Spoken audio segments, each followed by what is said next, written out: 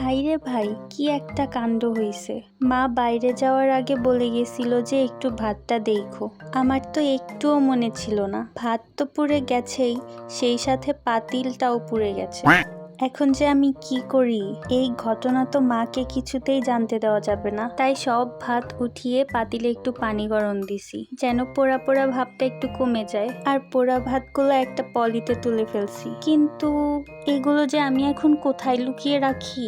Idea, খাটের নিচে লুকিয়ে রাখি, তাহলে আর মা দেখতেও পাবে না। এখন জলদি জলদি আবার নতুন ভাতটা হতে হবে। আল্লাহ, প্লিজ মা যেন এখন কিছুতেই চলে না আসে। তাড়াতাড়ি ভাত হয়ে যাও, তাড়াতাড়ি।